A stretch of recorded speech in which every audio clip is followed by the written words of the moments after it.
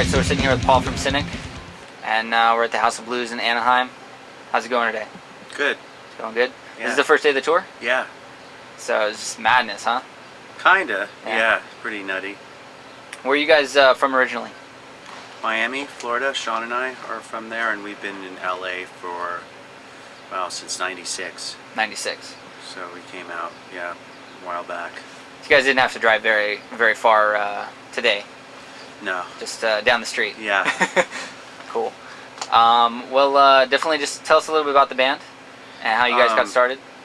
Well, we formed, our first record came out in '93 on Roadrunner. It was called Focus, and we toured for a while and went into had that cycle for a few years. And then when we went to make our second record, we really changed our sound pretty dramatically. We were into a lot of different kinds of music, and things were shifting for us. So we decided to change our band name too, and make it like a new project. And basically that led to a lot of business problems with the record company, and a lot of things kind of unfolded, and a lot of our dismay for the business because we were really frustrated. So we broke up essentially like in '96. And then that's when we moved out to LA. I moved out, Sean came out a couple years later, and started over. Basically, in terms of, I'm just giving you the background of the band. Came out here and got into film and TV music, and I was a session musician for a bunch of network sitcoms for about 10 years. We had a Discovery Channel kids show, and just did a lot of library music and just all kinds of session work. And then I had another project. I was writing a lot of tunes. I had another project that eventually led to a record that came out in '07 with a group called Eon Spoke, which is kind of a more kind of alt thing, a little bit mellower. And then we had a series of synchronicities happen in like 2006, '07. That basically a bunch of Cynic appeared in my life numerous times over the period of like 2 weeks. And it was really peculiar because I had really put padlocks on the Cynic closet door and had no intention of ever returning. Right. And it became really weird, and over that 2-week period it was just started with an email from a Russian fan who had a dream, and he shared it with us, and he just said, I saw a reunion show of Cynic and I wanted to tell you, and I hope you do this. And then phone calls, more emails, friends, and it was just really kind of curious. To where I finally, at one point, it kind of hit me, and I thought, wow, this is our next step. This is what we're supposed to do. So we did it, and we did a bunch of reunion tours. They were really successful, kind of blown away. We did it all in Europe, a bunch of festivals, and played Wacken and all those big kind of huge shows. The first show was Hellfest in France. And we had so much fire and inspiration from that we decided to make a new record. It was kind of really interesting full circle that happened, and here we are, touring and promoting Trace Tenaire. Exactly. And that came out last year around November. Yeah, in and November. You know, a lot of critics praised that record. Yeah, it was nice. How would you say, I mean, in a span of 15 years, from the first record to the second record, how would you even compare those two?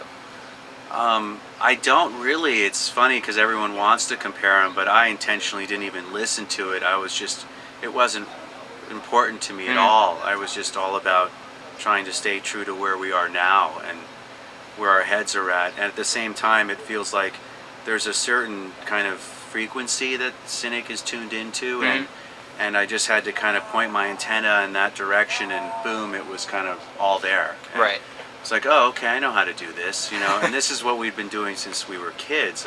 Sean and I grew up doing Cynic, so it was, it felt really organic and natural. It was just kind of getting that muscle back in shape, and then it all kind of just poured out, which was really amazing. What was the writing and the recording process like?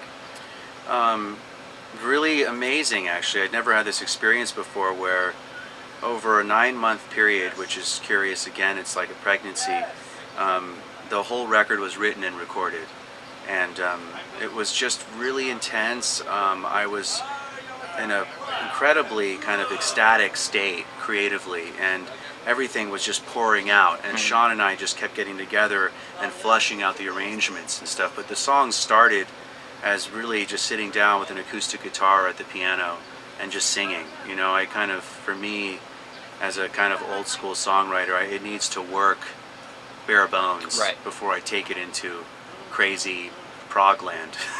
Yeah. And so it's that's kind of, once I had that core in place, it's almost icing at that point. It's really easy to develop the song and kind of figure out where it's going and what to do with it. It's really, but those chords came together really fluidly and effortlessly. It was just an organic kind of groove to it. So we just kind of rolled through this whole process, and before we knew it, we were in the studio recording. I mean, it was just one of these kind of amazing things, and we brought Timon in, who's the second guitarist and growler, and he added some kind of counter guitar stuff and a few solos and did some growling on the record, you know, some screams and stuff. And then our old bass player Sean Malone came in and played bass on the record, and yeah, it was really amazing and a lot of fun for us. We're kind of studio geeks, so we got really into it, and we did a lot of pre-production too. We had a series of demos that we did kind of leading up to the actual recording of the album. So by the time we were in the studio, which we did in Glendale at Broken Wave Studios, we were really clear. It was like the last demo was almost the record, you know. Yeah, you just went back in and re-recorded everything. Pretty much, just kind of with better gear. Perfection, yeah. And kind of tried to capture some fresh performances. But yeah, that was pretty much the deal. Awesome. Yeah. So now you guys are on tour with Dragonforce, and you know, this is obviously the first day of the show, but you're looking forward to, you know. Yeah. Yeah, I think it'll be interesting. We're cruising around the nation. And yeah, we just got off Meshuggah, and we're actually playing 3 of the same venues we did on that tour. So it's kind of, again, we're pissing off all the people in the South, because we haven't done like anything below, like, God, what's the furthest south? Like probably New York if you looked at it this way, but we just haven't gone down to Texas or anything. It's been like the Midwest and straight across. So hopefully we'll do a more extensive southern thing and go back home to home base, Florida, at some point. But it's fun. It's exciting to be on tour and promoting this. We really enjoy the process, you know. So, and this will be a different kind of scene, because it's not the kind of extreme metal crowd. Yeah, definitely get some new fans and broaden the audience. Yeah. Cool. After this tour, what do you guys have planned? We are going to Europe. We're playing, doing some touring with Dream Theater, actually. Oh, okay. In June. Nice. Just doing like a string of dates with them. Just some festivals and some shows supporting them, which will be really cool. And then also doing our own headline shows and festival shows. It's still flushing out. Right now it's like a 10-day tour, but it's probably going to turn into 2 or 3 weeks when we're done.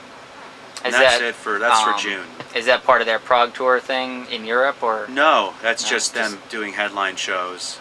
Yeah, I don't think they do Progressive Nation in Europe yet.